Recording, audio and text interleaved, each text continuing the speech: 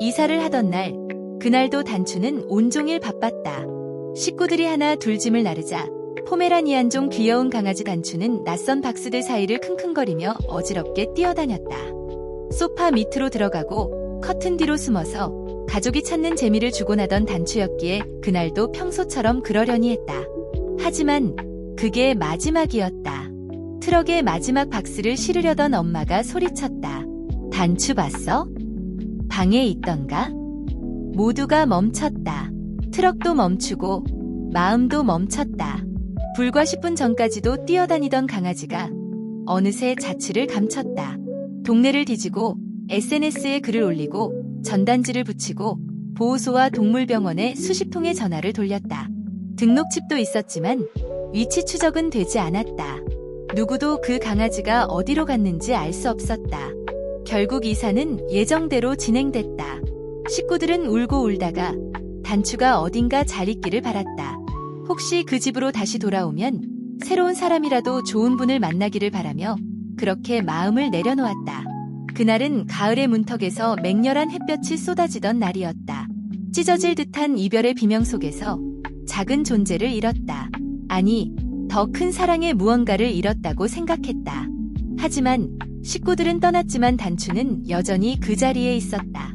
낡은 대문 앞, 햇볕이 쏟아지는 시멘트길 구석진 모퉁이에 시간이 지날수록 비쩍 말라가는 몸, 엉킨 털, 이제는 닳아버린 발바닥. 사람들은 그 강아지를 대문지킴이라고 불렀다. 매일 새벽 6시, 해가 뜨기도 전에 녀석은 어김없이 대문 앞에 앉았다. 마치 예배를 드리듯 미동도 없이. 지나가는 아이들은 혀를 찼다. 저게 미쳤나 봐. 주인이 버린 지가 언젠데 아직도 저러고 있어? 어떤 애는 돌을 던지기도 했다. 하지만 단추는 눈 하나 깜빡하지 않았다. 녀석의 눈은 오직 낡은 대문에만 고정되어 있었다. 그로부터 한 달 후, 가을이 짙어질 무렵, 딸아이 민지가 말했다. 엄마, 단추랑 갔던 공원 다시 가보고 싶어. 처음엔 망설였지만 가족 모두가 마음으로 그 공원을 떠올리고 있었던 것 같다. 하지만 단추와의 운명적 만남은 이루어지지 않았다. 옛집 앞을 지나가기만 했어도 보았을 텐데 공원을 들려서 단추와 놀던 추억만 떠올렸을 뿐 더 이상 나아가지 못했다. 폭설이 내리던 한겨울밤, 기온은 영하 15도까지 떨어졌다. 모든 생명체가 얼어붙을 것 같은 추위 속에서 단추는 온몸에 눈을 뒤집어쓴 채 웅크리고 앉아있었다. 지나가던 환경미화원이 측은한 마음에 따뜻한 물과 담요를 가져다 주었다. 녀석은 물 한 모금 마시지 않고 담요에 몸을 뉘이지도 않았다. 그저 낡은 대문을 응시할 뿐이었다. 단추의 몸을 덮은 눈은 녹지 않고 단단하게 얼어붙어 마치 동상처럼 보였다. 어느 날, 이 동네에 새로 이사온 사진작가가 단추를 발견했다. 녀석의 굳건한 기다림에 매료된 그는 하루도 빼놓지 않고 단추를 찍기 시작했다. 그의 사진은 SNS를 통해 빠르게 퍼져나갔고 사람들은 기다림의 개라는 별명을 붙여주었다.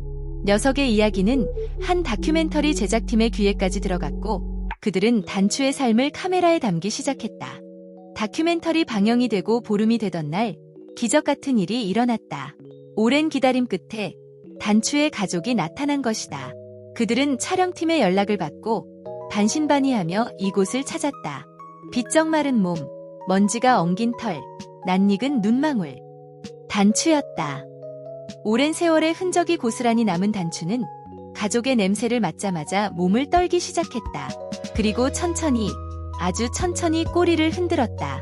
녀석의 꼬리 흔들림은 마치 멈춰있던 시간이 다시 흐르기 시작하는 시계추 같았다. 단추야. 누군가 다가가자 벌떡 일어나더니 냄새를 맡고 꼬리를 흔들기 시작했다. 몸을 벌벌 떨며 낯익은 냄새를 따라 주춤주춤 걸어왔다. 그리고 그제야 지난 세월 동안 단 한 번도 움직이지 않았던 녀석의 꼬리가 힘껏 허공을 갈랐다. 마치 기다린 보람이 있었어 라고 말하는 것처럼. 엄마가 먼저 울었고 아빠가 소리 없이 안경을 벗었다. 민지는 단추를 끌어안고 울며 웃었다. 그 순간 한 아이가 나타났다. 초등학생쯤 되어 보이는 여자아이는 검은 레깅스에 자잘한 꽃무늬 원피스를 입고 있었다. 매일 여기 있었어요. 거의 6개월은 됐어요. 제가 물이랑 밥은 줬어요. 비 오면 우산도 세워주고요. 떠날 줄 알았는데 안 가더라고요. 그 아이는 단추를 손등으로 한번 쓰다듬고 말했다.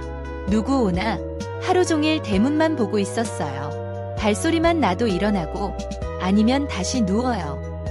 그 말에 엄마가 고개를 떨궜다. 그 낡은 대문 앞이 단추에게는 세상의 중심이었다. 그 여자아이는 단추를 데려가고 싶은 적도 있었단다. 하지만 눈을 마주친 순간 이 아이는 뭔가를 기다리는 중이라는 걸 느꼈다. 그래서 아무도 그 자리를 넘보지 않았고 아이는 단추가 누군가를 찾게 될 때까지 조용히 옆에 있었다고 했다. 기다리면 오는 사람이 있는 거구나. 제가 다 울컥했어요. 아이는 작게 웃으며 말했다. 아이는 그날 저녁 단추에게 마지막 인사를 건넸다. 기다려줘서 고마워. 이제는 뛰어도 돼. 단추는 그 말이 무슨 뜻인지 아는 듯 짧게 꼬리를 흔들었다. 식구들은 그날 단추를 품에 안고 집으로 돌아왔다. 마치 오래 잃어버렸던 가족 사진을 다시 찾아낸 것처럼. 그날 이후 낡은 대문 앞에는 더 이상 대문 지킴이가 앉아있지 않았다. 하지만 사람들은 여전히 그 자리를 지날 때마다 생각했다. 기다림은 때로는 시간마저 멈추게 하는 힘을 가지고 있다는 것을.